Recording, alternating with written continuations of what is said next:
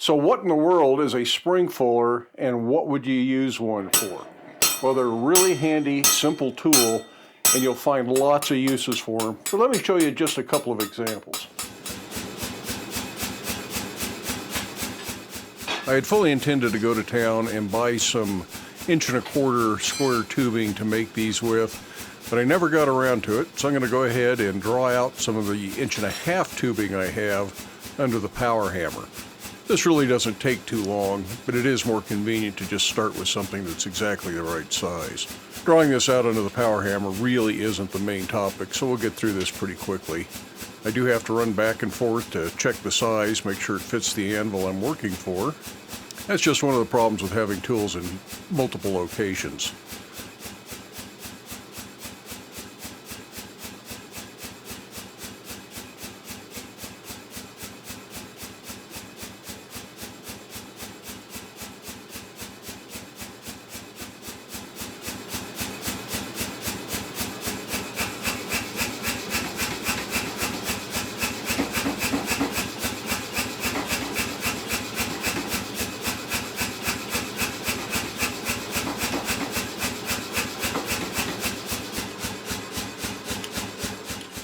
Final squaring up was done under the fly press with some squaring dies, and this just makes everything exactly squared instead of being sort of diamond shaped.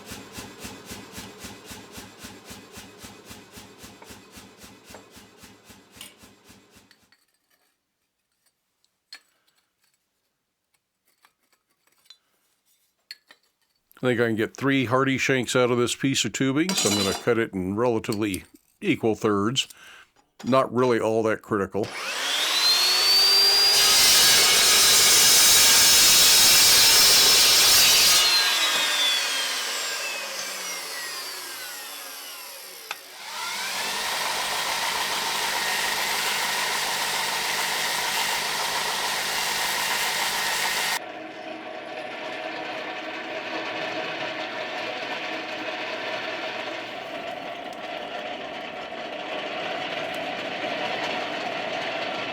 So it's really mostly a matter of just heating in the middle and bending it in half. The exact shape of the spring end isn't really all that important. I like a round loop, and it's better if it's above the height of the anvil, just in case it needs to sit on the anvil at some point.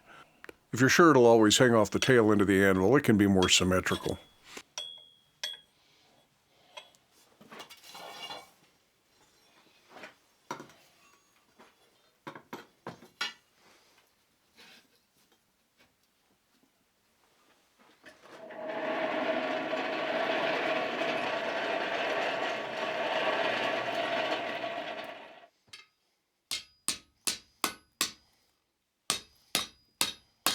I'm going to do one with a rounded end on it, and that helps fullering round objects, like if you're doing pipe for a candle holder or something.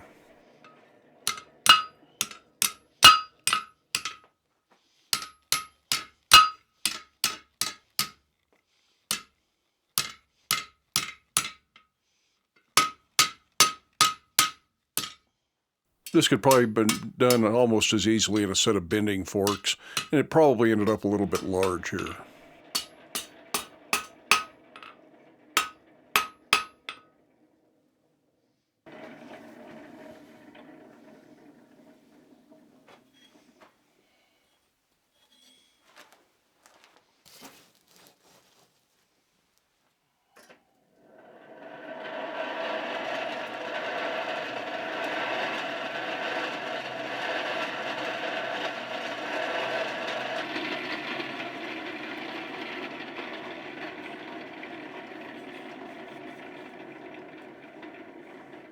These simple welded up jigs come in real handy for this kind of work.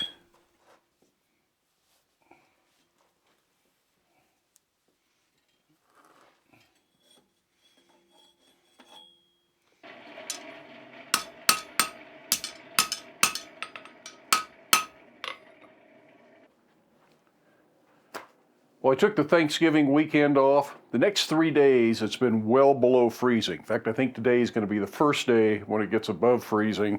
So hopefully we can get some of these tools completed today. Slack tub, on the other hand, is frozen solid. I did get a nice little surprise in the mail. This is a lap apron from April over at Forge Aprons. It's kind of a little thank you gift for showing her products on my Black Friday special, if you saw that last week.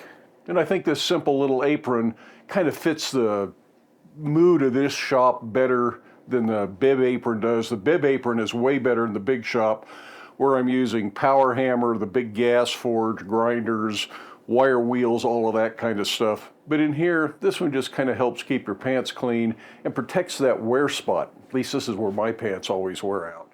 So thanks, April. This is going to come in really handy. And if you're looking for something like this, I will leave a link down in the video description, although she is not sponsoring this video.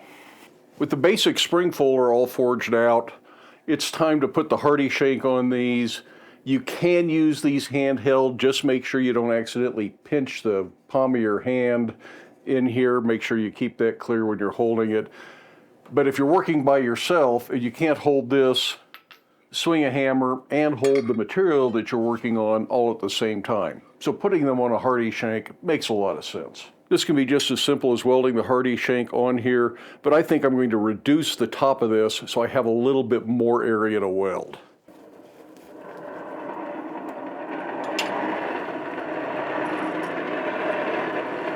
I just want to squish down the end of the tubing here so I've got a little bit more surface to weld onto the spring fuller. Not absolutely necessary. I've done them both ways before and it really doesn't matter. This hardy shank takes very little abuse in use.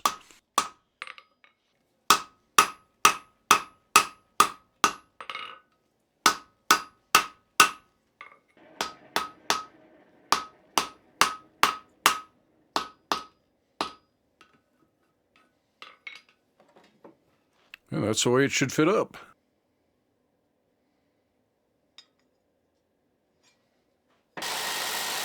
I'll clean this up on the grinder real quick, and that way I've got a good clean surface to weld to. I also ground the spring fuller portion where the weld's going to be.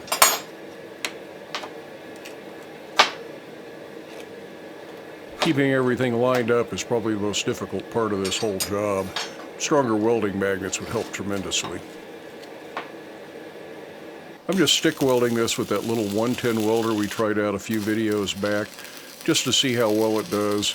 It's certainly more than capable of doing the job, even if it is just a little bit underpowered. Again, plugging it into 220 would help quite a bit.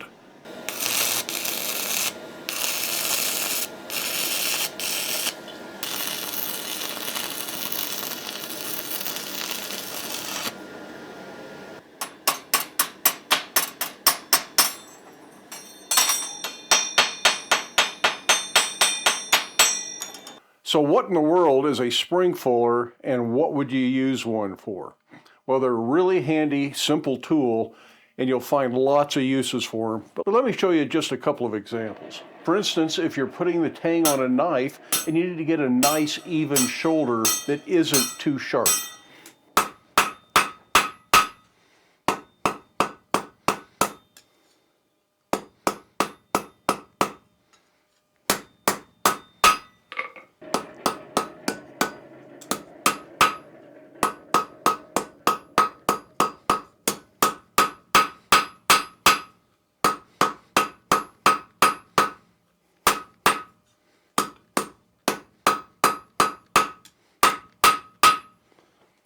So by fullering that first, we get a real nice centered tang. And it's going to take very little cleanup with a file or a grinder to turn that into something useful. This is just scrap mild steel. It's not going to be a knife.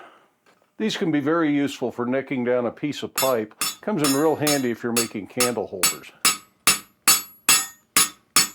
The fit ended up a little bit loose, but it's pretty simple to run a bead with the welder down each side of the hardy shank. And then you can kind of fine-tune it to fit.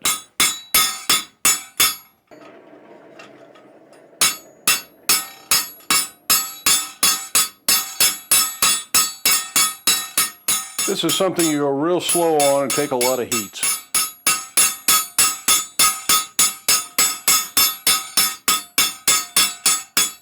The opening's also a little big for this size pipe, but I can work out on the end as I refine this a little bit if I need to. Pays to make these in different sizes, and you can adjust them if they don't work the way you want them to.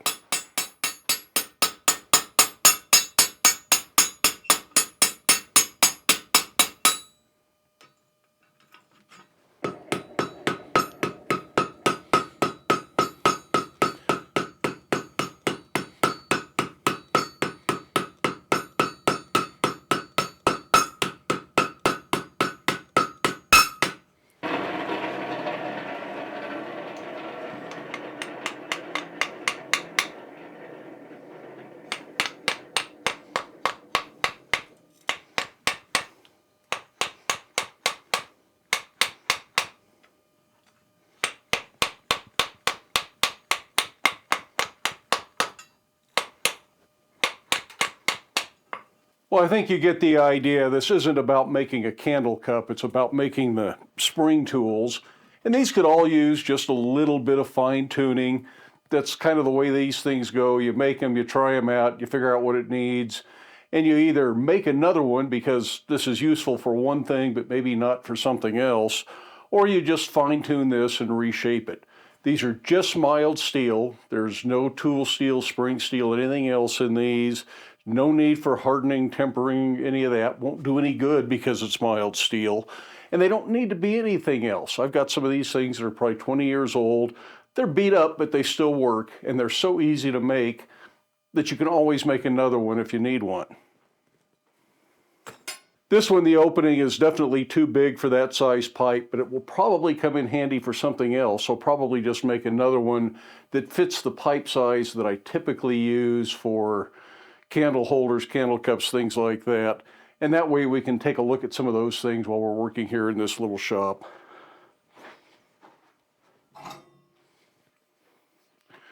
This one's a real nice size for doing things like the tang on a knife. Perhaps it could be a little bit more closed. That's another one of those things you kind of fine tune.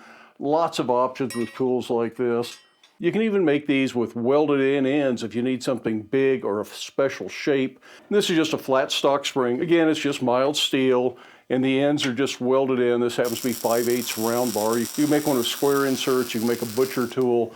Butcher tool, you might want to make the insert part out of tool steel so it holds up longer. You can make tenoning tools, swedges, all sorts of stuff using this basic spring idea. With the Hardy shank, they work great at the anvil. Without the Hardy shank, if you've got one hand free, you can use these under a power hammer or under a treadle hammer. So it's a really useful style of tool. With that said, I hope you have time in your day to get out to your shop, make something, but stay safe, wear your safety glasses. We'll see you for the next video. Which, by the way, we'll be taking a closer look at this little 66-pound cast steel anvil. So be sure to tune in next week.